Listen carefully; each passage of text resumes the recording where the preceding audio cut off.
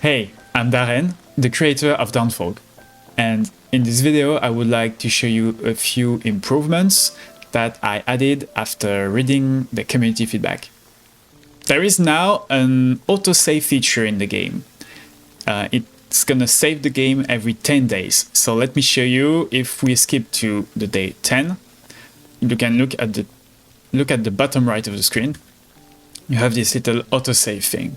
And if we go in the menus, we're gonna have at the top the autosave, which we can see is on day 10, Badlands, normal, so everything is alright. So this means if you have a crash, or maybe if you made a mistake, even if you forgot to save, you know that you can at least come back 10 days before that. So currently in the game is always real-time by default, and you can pause the game like this so that you can take all the time you need to do something. So for example, I can be cropland and will fill. So that's how the game works. Some people actually really like to play fully turn-based, meaning they stay pause and they just skip turns like this. The issue is there is this, the screen is a little less saturated and all the animations are blocked. That's because, it's to show you it's paused. But it's not really practical for those people who would like to play always in pause. It's not really beautiful like this. So I added an option. You can go in options and accessibility, and you can activate always pause time. Now that it's activated, you can see that the clock is still turning, but you'll notice it's not gonna skip a day. Here you go.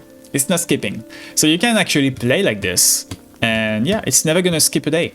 You have to skip manually. So it's perfect for people who like to play in turn-based mode, but you can still, for example, use the fast-forward mode. It still works.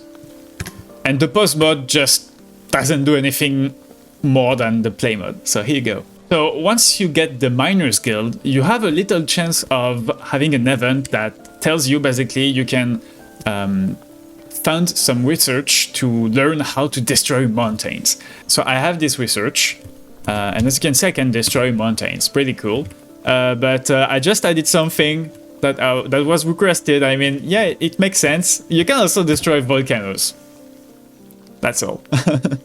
A small input change for keyboard players. You can now use Enter in the game to do stuff. So build a cropland.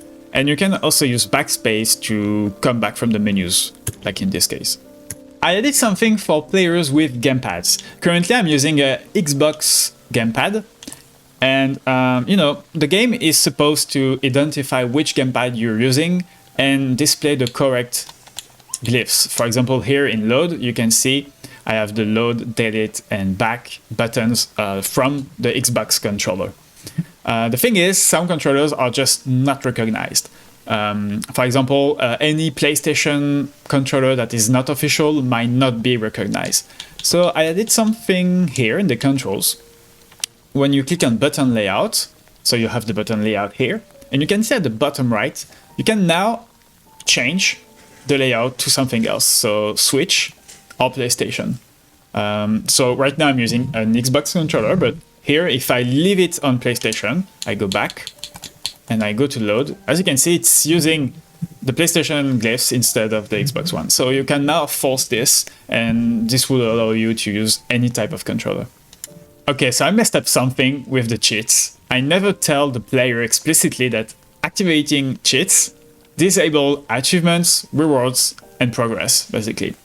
So I added a warning dialogue, just so you can be sure you know it's not a surprise, because a lot of people will activate Invincible and not understand why they wouldn't get their achievements or stuff. So now you're warned. Another small change that is not going to be very noticeable if you only play on one computer is that I'm not syncing configuration options. For example, I'm not syncing full screen. I'm not syncing sound, music between your machines. Meaning, if you play on a Steam Deck, your Steam Deck can have different parameters than on your PC. It's very annoying when it's synced. I forgot to do it. Now it's done.